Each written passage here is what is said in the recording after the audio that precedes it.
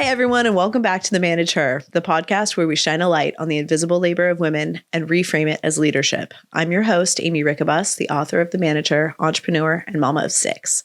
Today's guest is a true mama bear, Eden Marie James. Her story begins with a moment no mother should face, a traumatic vaccine injury that changed her son's life and hers forever.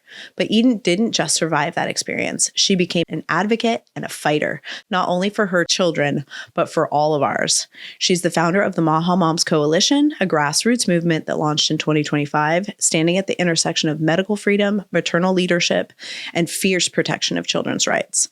But Eden's work doesn't stop there. From 2011 to 2019, she served in global nonprofit efforts advocating for children affected by sex trafficking, human trafficking, and organ trafficking. She's traveled the world, raised awareness, hosted fundraisers, and spoken out against systemic failures, all while raising her kids and using her voice as a powerful tool for change. In this episode, it's about turning pain into purpose, about using your voice when no one else will, and about one person can do to spark a movement. Let's dive in. Hey, Eden, thank you so much for being here. I need you to follow me around and give that intro everywhere I go. I'm just saying, wow, thank you so much. I'm so happy to be here. I'm so glad. I'm so happy to have you. I'm really honored to have you on the show. So let's start at the beginning. Can you tell us about what happened to your son at the age of 1 and how did that moment shift everything for you? So my oldest child is 30 years old. So this is 29 years ago. So you have to think, this is in 94, 95. There was no internet. Technology was not like it was today.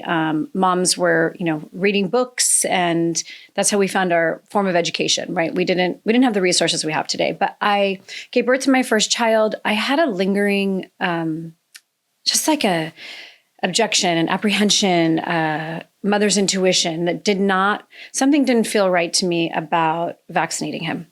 I had no reason to feel that way. Logically, I hadn't really, like I said, there was no internet. I was reading some things. I hadn't encountered anything that really made me think, no, don't do this. But I had this terrible gut feeling.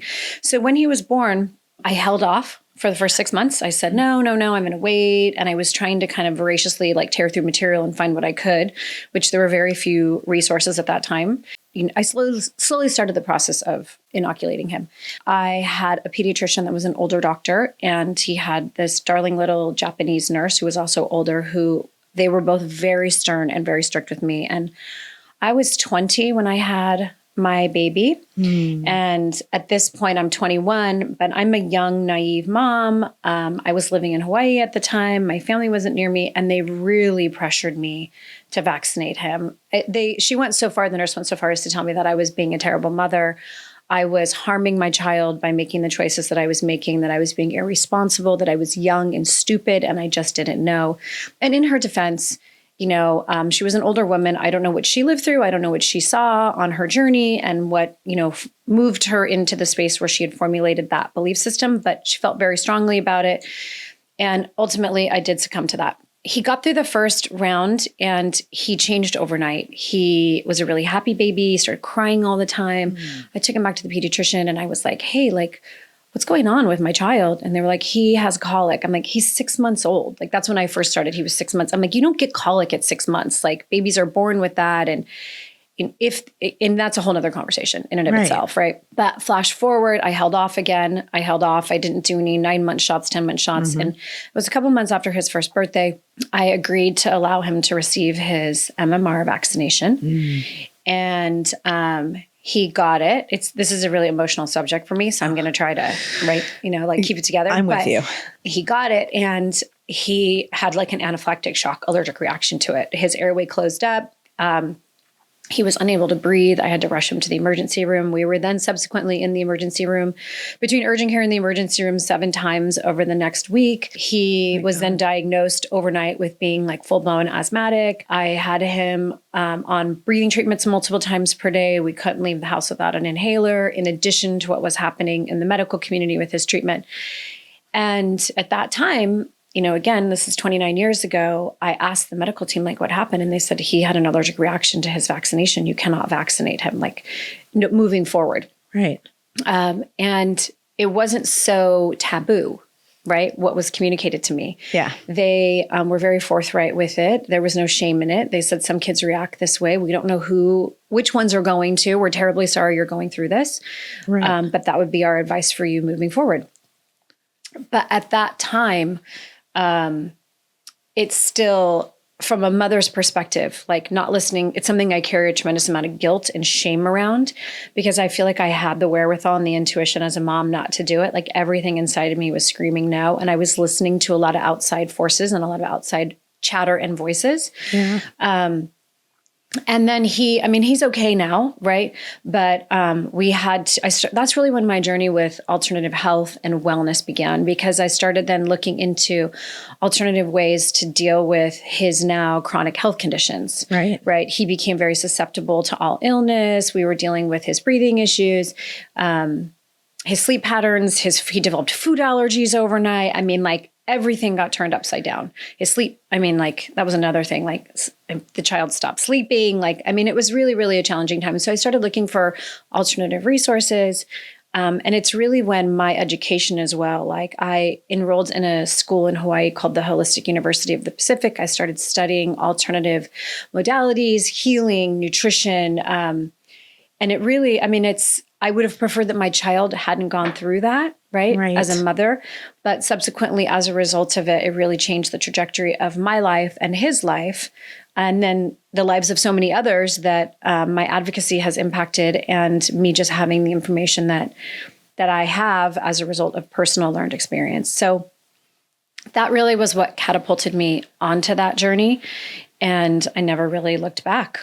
Amazing. Yeah. Amazing. It also really taught me too that, like, you have to ask questions. It's okay to ask questions. If you have apprehension about something, you need to lean into that and soothe yourself, get the answers that you need and that you seek in order to find comfort with the decision that you're making. Right. Absolutely. And so it strengthened my ability also to use my voice. Yes. Right. And it also supported me in really learning how to lean into my own intuition and when to say yes to my inner dialogue, right? To that higher self that was actually guiding me. So that's amazing. It's amazing. The stories that I hear from women often, their experiences with their first child often change their trajectory of their lives usually in the betterment of humanity as a whole. Well, I mean, having a child just blew my heart wide open, like in a whole nother way. Like the feeling of love that moves through you on every single level. You're like, oh my gosh, I didn't even know this was possible. Oh, it's amazing.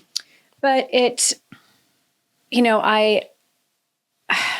looking back on that time, it was a very difficult time, right? It was, you're a mom of 6, right?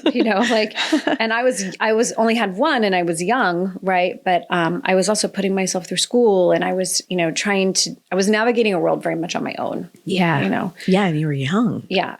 I was really young. Yeah. Yeah. I'm so proud of you, what you were able to do at such a young age to make that pivot and to have that intuition, to know that you needed to get into that alternative healing world. I am the oldest of 5 children. Yeah. So I feel like I was also the foundation of my life also set me up for that.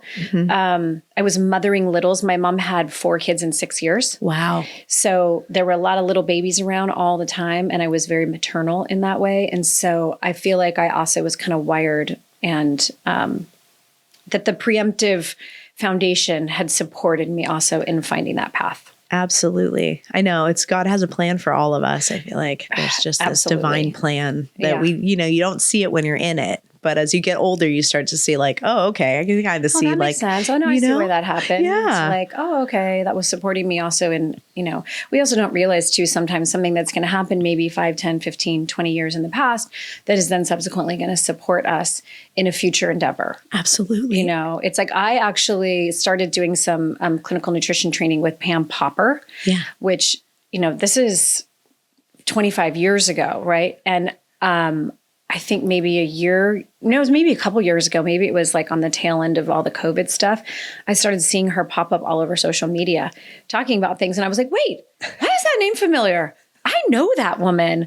And then I was like, wow, what a full circle moment. Right. And I also was really proud. I was like, oh, I trained with her 25 years ago. And here she still is out on the front lines, talking about the importance of, good food choices and nutrition and, the health and vitality of our fruits and vegetables, which sounds crazy to use health and vitality with food, but essentially it is a very integral component of, all the things that we're consuming, right? Yes. So anyway, yeah, I mean, it was all those things kind of came back around. And, I realize now that God definitely had a plan and that so many things were being laid down for me that would then support me in future iterations of myself. Yeah. And you didn't just advocate for your own child. You became a part of a much wider movement. And what does medical freedom mean for you personally?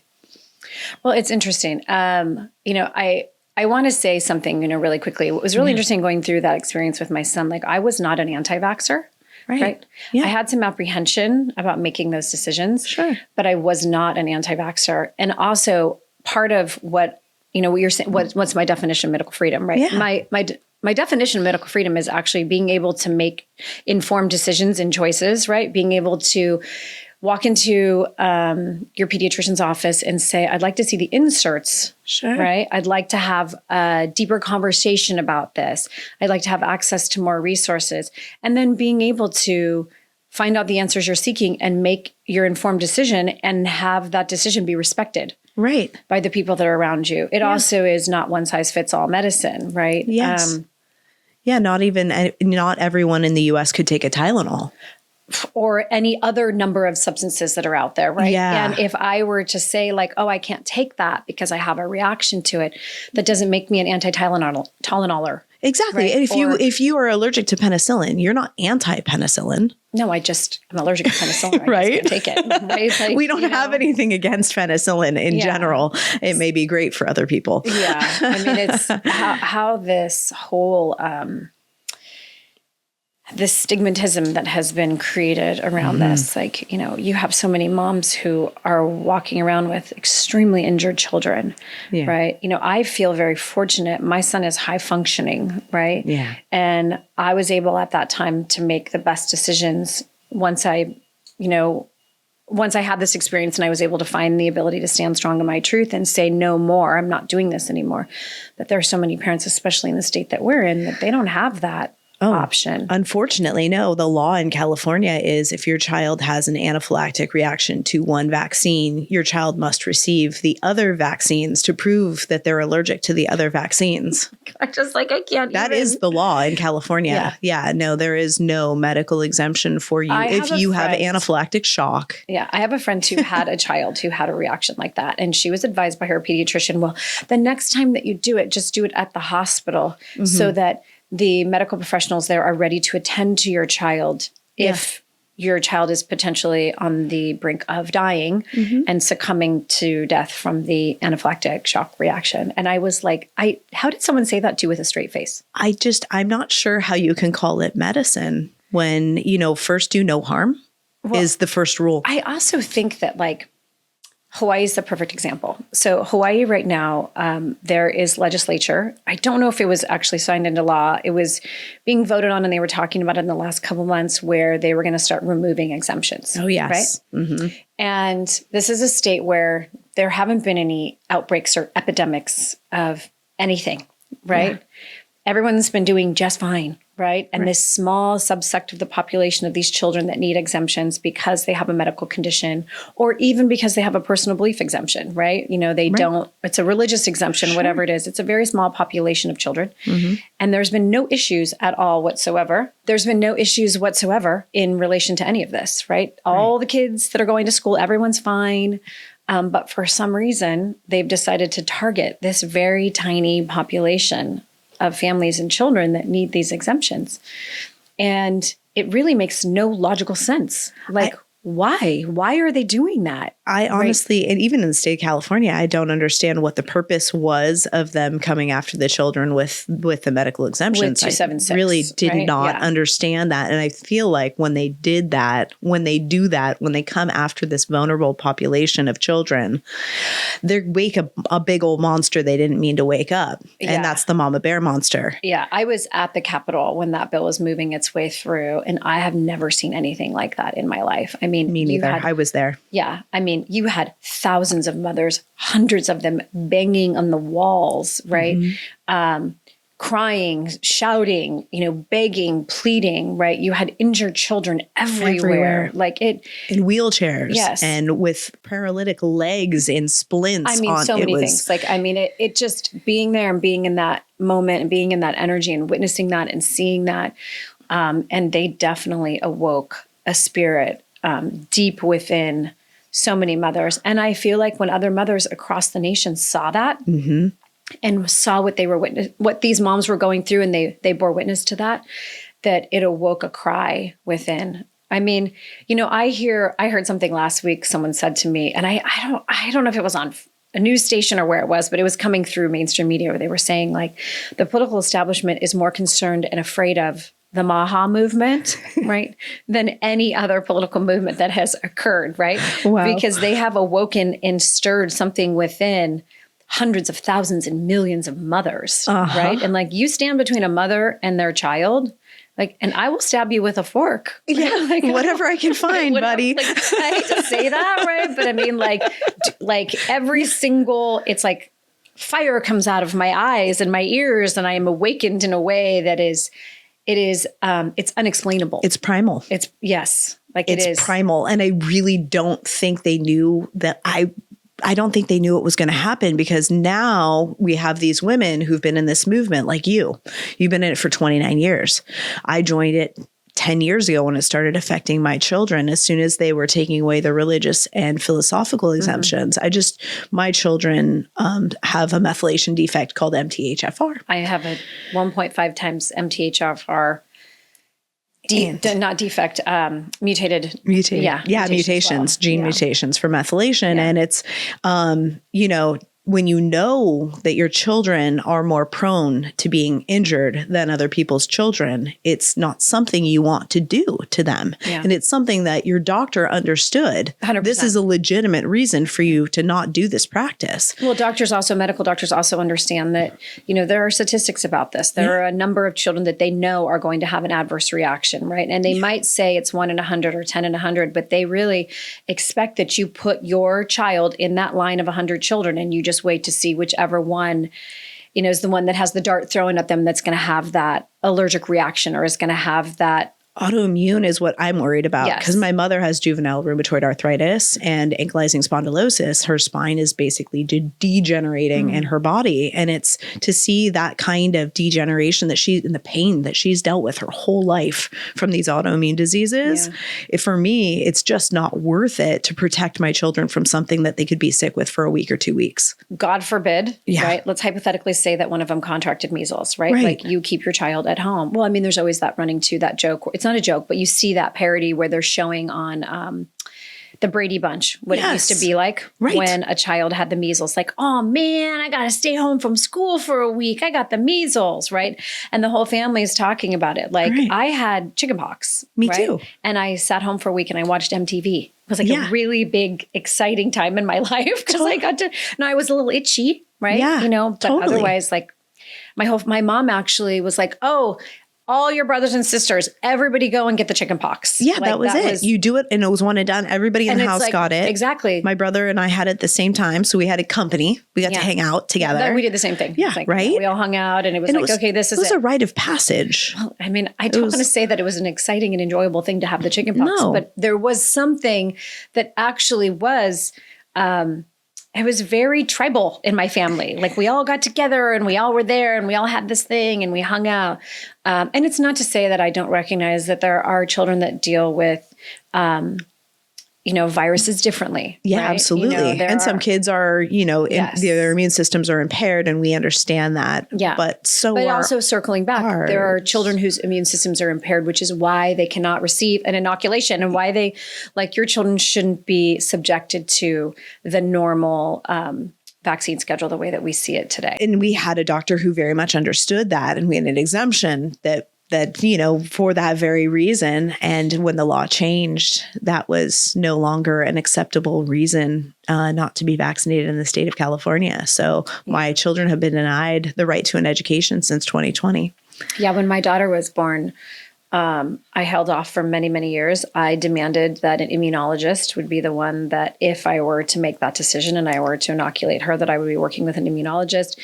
I asked that shots be broken up, right? And that nothing was done as a cocktail, right? And that, and this is all possible. Like these things are all possible. They're just not the easy path. And it's hard, especially, I mean, there are some really hard ones. Like I think MMR comes together as one. I don't think that you can choose one or the, like just well, this the was measles 23 years ago when she was born. And so at that time there was an option to do that. Yeah. But at the same time, the pediatric practice that we went to, there were all medical doctors there and one nurse practitioner, and they all knew very clearly what my stance was and what my experience was. They'd met my son as well.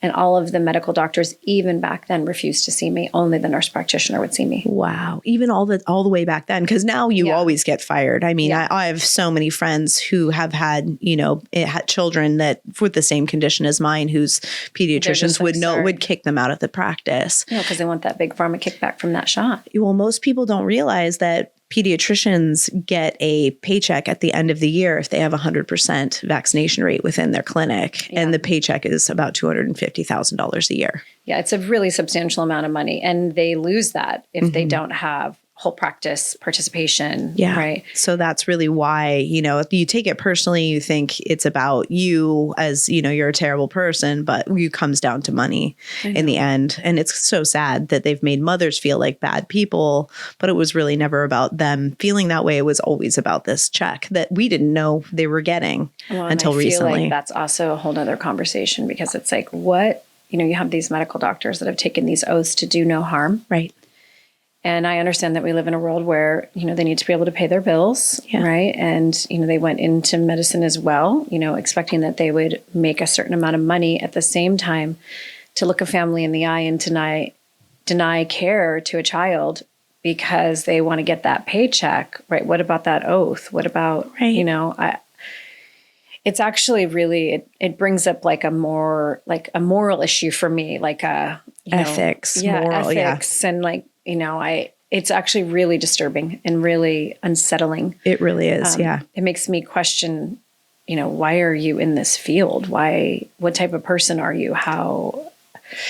We're dealing with healers that aren't real healers, I guess. In the alternative healing community, you're often dealing with healers that would heal you whether you could pay them or not. Well, I think we're also dealing with an industry that's been captured. Yes. It's been infiltrated and captured, and it is no longer, the patient-doctor relationship is not the same anymore. Well, the state has now jumped in between, and the insurance companies have jumped in between the patients and the doctors as well. So we're dealing with. But we're changing that. We are. We're changing that. Heck yeah, it's time to change it up. It's enough. That. I don't think anybody likes the way that it is right now. And I think there's a lot of doctors that don't like it either. They feel captive in many ways. Yeah. And they'd like to have a way out of that. Or they need autonomy to practice their practice. And I feel like a lot of the doctors are feeling very frustrated, and we're seeing a lot of doctors leave their jobs. I know quite a few doctors actually that have essentially walked away. They completed medical school. They were licensed doctors, and they kind of turned their back on that. And they're now moving more fully into an alternative wellness space because they couldn't in good conscience continue on the path that they were on. It's just too much. I'd love to get into the space that you've done with your nonprofits and your advocating for children caught in the global trafficking networks. And can you share that? Like how this dual mission, protecting kids and parental rights? I think for myself, oldest of 5 kids, I grew up in a very volatile environment. A lot of abuse, physical and mental and verbal abuse. And I was always... I was born an advocate, essentially, basically, like always kind of protecting my siblings. And moving forward, I feel like, my experience, that I had with my son, awakened something within me that was, I shouldn't say it awakened, it added to it. It added fuel to a fire, more or less, through kindling on a fire. And then moving forward, as I started to build my family, build my life, and I started building my career.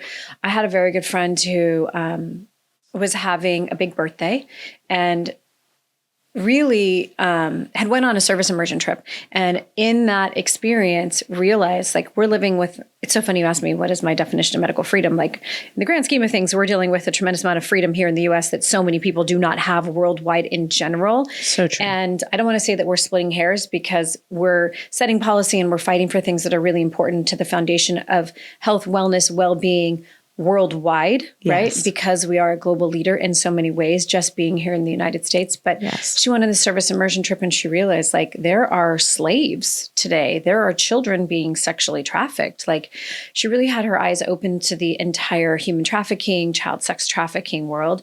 And she vowed at that time, her and her husband vowed at that time that they would do everything in their power to eradicate that, to shine a very bright light on that. It was a good friend of mine, and she'd said, will you help me with this? And I said, sign me up, sister. Like, what can I do? Nice. Also, I think because I was raised in an environment where there was so much dysfunction, I deal well with high pressure, high stress situations, and I can be in the middle of very uncomfortable things, and I don't shut down. Like, I have the ability to walk into a center where there are, children that have been pulled out of the sex slave trade, and I am able to see them wholly as, and when I say wholly, I mean whole, but maybe wholly as well, right? Using the word both ways. I'm able to see them as divine sparks of light. I'm able to connect with them on that level. I'm able to honor the experience that they had, but I'm able to stand in that darkness and hold space. And I know that's not, it's kind of a superpower, I guess. And it's not something that I'm saying in an egoic way. No. I'm just wired that way. Yeah. Like, not everybody's wired that way. I just have the ability to do that. Yes. I have the ability, I'm not afraid of confrontation. I have the ability to speak clearly. All of these skills, it's so crazy. It's also, we started earlier on talking about, when something happens in your life and you don't really realize how it's setting you up later in life, dealing with so much chaos and dysfunction at such a young age absolutely supported me and set me up to be able to deal with, address, and confront some really terrible, just terrible different things that were going on worldwide. Absolutely. And so she asked me to get involved. I said yes. She formed the foundation. We were a fundraising organization that basically partnered with other organizations. We would raise funds for them, and then we would direct where our funds went that we raised. So let's hypothetically say we chose to work with an organization in Thailand, for example, and we wanted to create, in Thailand specifically, young women go into the sex trafficking trade because they don't have any career paths. They don't have any options for them in relation to being able to sustain themselves and make money. The culture is very different there. So we funded education, school, job training, career training, skill sets. We actually built an entire small school where on average, I think 12 to 18 young women that had been pulled out of the sex slave trade would come in. They would learn a skill set, which we were specifically teaching them jewelry making skills. Love that. And then that was a trade that they could then take out into their community, and that they could be, creating a future for themselves. We did there were so many different things that we did all across the world. I love what you guys did in Cameroon. Tell us about Cameroon. So, one of the so trafficking, I'm talking specifically about sex trafficking, but, organ trafficking is also a worldwide epidemic. It's not something we hear a lot about here in the United States, but it is happening, and it's absolutely utterly horrifically terrible. Like, it is so shocking what's going on. So in this specific region, in this tiny village, children had to walk a very long road to get to school. I want to say it was 7 miles, but I would have to look more fully into it to be specific. But basically their homes in the village were on one side, and then this long road they had to walk to get to school. And of course, families want their kids to go to school. They want them to be educated. Everyone's, wanting to reach for something higher, right? As far as preparing their kids for, hopefully a greater level of success in life. But this road that these kids walked on, traffickers would come in. They would kidnap the children when they were walking on the road, and they would take them to these organ houses, and they would, and this is going to sound unbelievable, but they would steal their organs essentially. So it was black market sort of thing. So let's hypothetically say that you're a family that needs a kidney transplant for your child, and you can't find one using the traditional methods, and someone comes along and says, I can get you a kidney for your child, and it's going to cost you X amount of dollars, but no questions asked, we'll get you the kidney. And then the organ traffickers go out and get the kidney. Wow. And this is where they're getting the kidneys. So, wow. So they stitch these kids back up and put them back out on the road? Well, so essentially, no, many of the kids die. Oh, many of the kids don't survive. Oftentimes these are not done in, this is not in a hospital. Wow. Like these are chop shop operations, God. And the kids are not properly treated for infection and things like that. If they are put under anesthesia, the kids have no idea what's going on. They wake up, they have big incisions across their bellies, across their backs, whatever it is. Oh my God. Some of them do survive. Some of them are kept in these organ trafficking houses for long periods of time. They're never returned to their families. Some of them are put back out on the road after periods of time. Wow. Basically, the foundation for this actual work, a young boy escaped. Oh. And he escaped and was able to share and articulate where he was and what had gone on and what was going on in this house or this chop shop area where he was. God. And movement kind of started to support bringing more awareness to this. Yeah. And so we worked with a partnership organization that was there, and we built a school on the other side of the road. Bravo. Right? So Bravo. the kids that were walking the 7 miles, give or take, could attend school in a safer area and wouldn't have to subject themselves to that possibility anymore. And such a simple fix to such a horrific problem. But you're talking about environments and cultures and places in the world where, every penny, it's very different than here. And they don't have the resources. They don't have whether it's building materials, people to actually build the schools, the financial resources that are needed, and then they have to staff them. Right. So they need people that are actually going to work in the schools, and where's the money going to come? It's not like we tend to run everything through the filter of what we're used to here in the US. Like Absolutely. Our public school system, we pay tax dollars. It pays, the teacher salaries get paid by that. Like there was none of that. So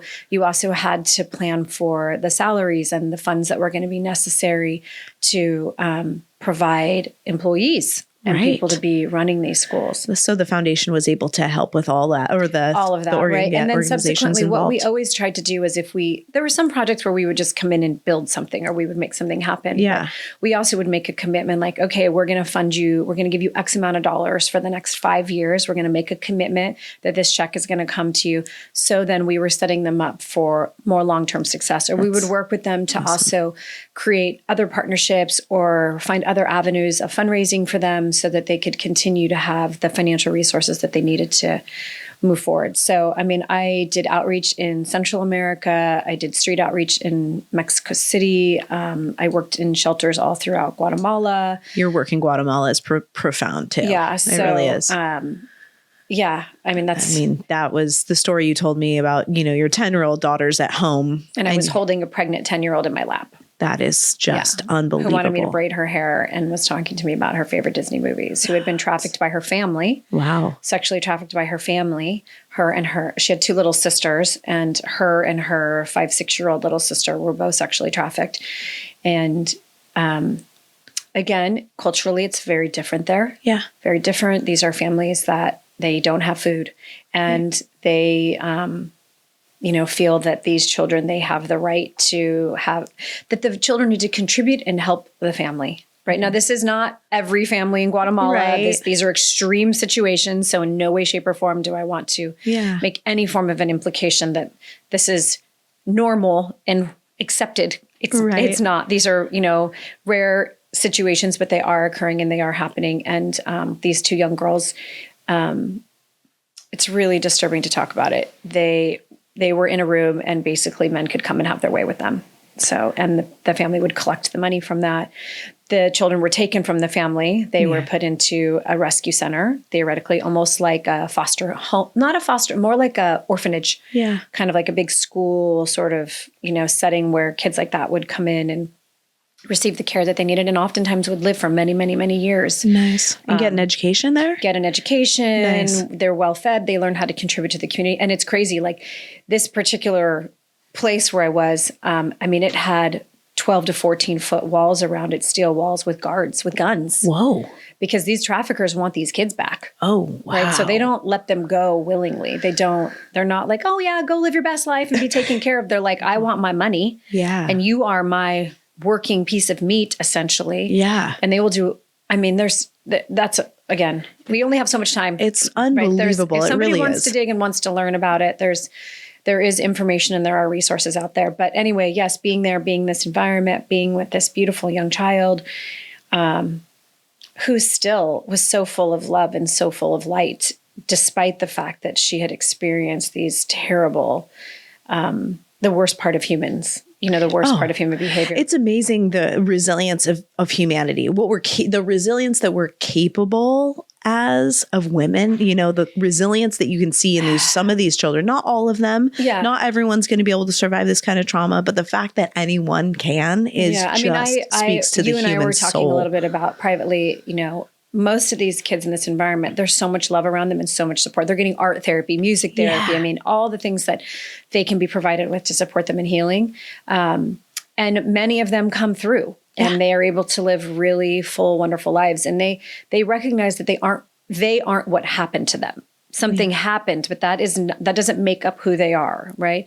And their ability to forgive and move through that with grace and with love they taught me so much. I walked away with it's so cliche to say, but my proverbial cup so full, right? After interacting with them, even though it was incredibly difficult, seeing their resiliency and their drive and their determination and their zest for life. Yeah. At the same time, there are some that they never really are able to recover. They experience such terrible horrors and, the damage that is done to them. It's very, very dark, very dark and very difficult. But I was thankful that I was in a position, once again, that I could do that. I could participate and I could bring my skill set to that environment. So, again, I studied psych and social behavior in school. Right. And didn't really think that it would take me to a place where I was in Mexico City or Guatemala or Thailand, working in this capacity. But I was so grateful and so thankful that I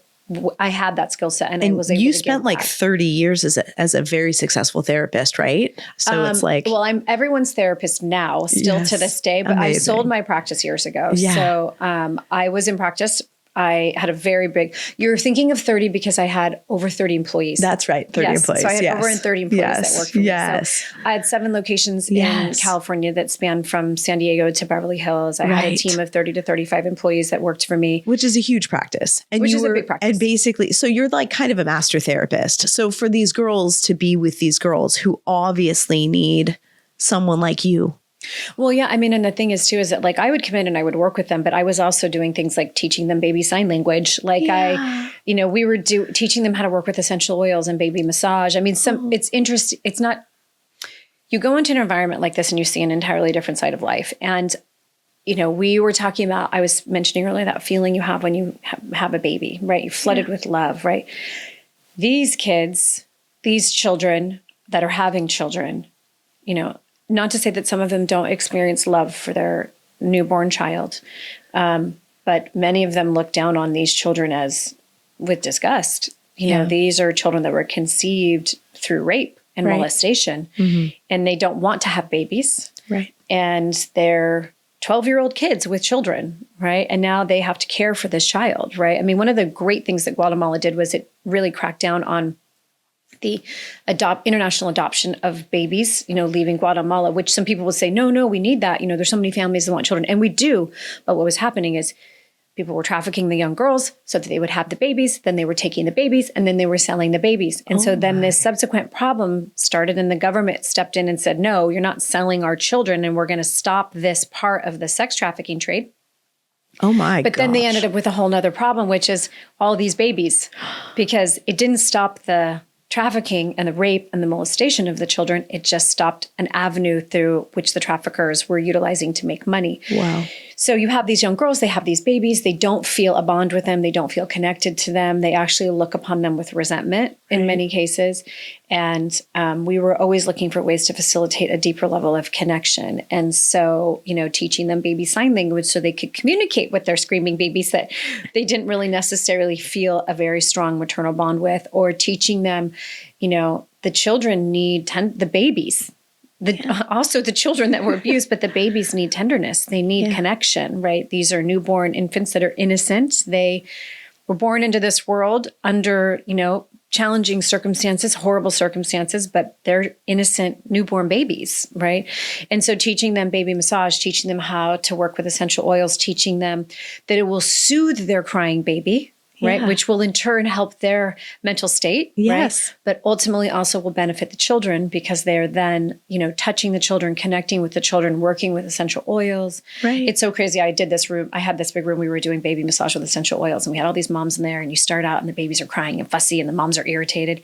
And then the lavender comes out and like the rose oil comes out and the massage oil comes out and we start rubbing the babies. And pretty soon it's like a love den. Like the moms are like, oh, relax. The babies are all relaxed, the practitioners. And it was an incredibly therapeutic, but also heartwarming environment to be in. But also you see the power of some of these alternative ways of approaching situations, working with essential oils, working with touch, working to facilitate an environment where there's healing and connection. Right. And subsequently strengthening the bond that these moms have with these babies. Amazing. And giving these moms some skills because they didn't have the behavior model to them. Yeah. So even if they only learn I used baby sign language with my kids. Me too. It was a game changer. I'm like, just give me those 5 basic commands. I don't need to use the entire, I don't need to have a full... need to know, are we going to have more? Yes, right. Do we need milk? Are we all done? Do we want milk? Do we want more? What's happening here? Right. More. Yeah. Right. And just being able to have that level of communication, right. Is a game changer. Yes. Right. So exactly. So I did that for many years. I am still involved in that. The organization changed. We moved in a different direction. We started working more in the United States. Yeah. And which was great. Right. But at the same time, it was an incredibly eye-opening and very deeply meaningful, eye-opening experience and incredibly deep, meaningful work. Oh, it just sounds amazing. And the world has been so blessed by your life. The fact that you've been here to be able to do that kind of work. I'm so touched. Well, and I want to say something too really quickly. Yeah. I talked about that. I'm wired for this. I was able to do this. I was very fortunate that my work environment supported me being able to do that, I had a family that supported me being able to do that.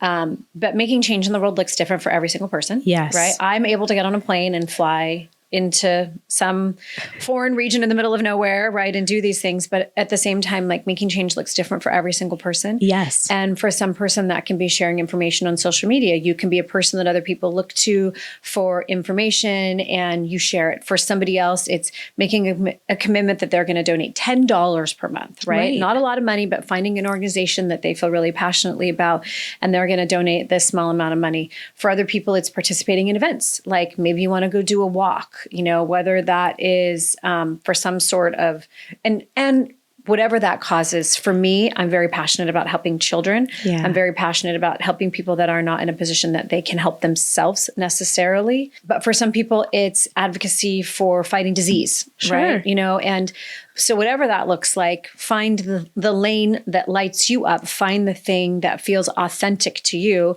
that speaks to your soul, and then recognize that being involved in and giving back and being of service can be something that to somebody else may seem small, but to someone who needs support and assistance somewhere in the world is a monumental give back.